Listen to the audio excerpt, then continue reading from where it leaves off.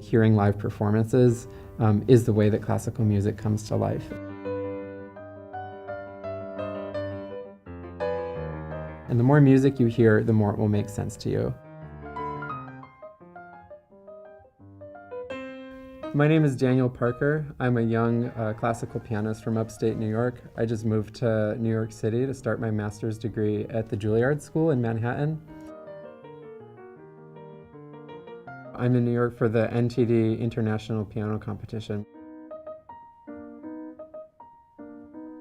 I played the first movement from the piano sonata in C minor, K457. It's the 14th piano sonata. The C minor sonata is special. Mozart wrote 18 piano sonatas and only 2 are in a minor key, and this is one of those 2. The key of C minor is very dark and passionate and stormy, really like pre-Beethovenian. I just really like the emotional vibe of the piece. There are 3 movements in the sonata.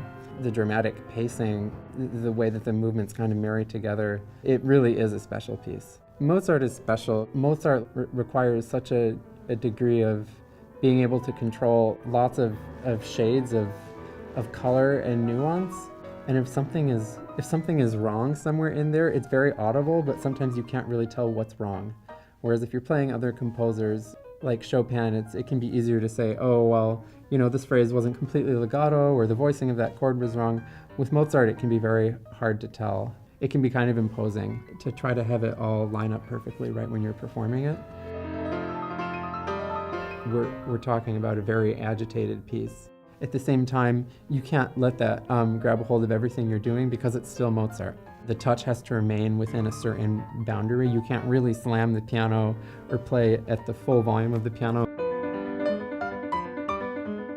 If you're sitting in the audience and you're hearing it and maybe you've never heard it before, it grabs you. The combination of kind of simplicity in presentation with a well-planned structure, so that as you're hearing it, you can sort of grab onto what's going on, and it will really affect you whether or not you know the piece.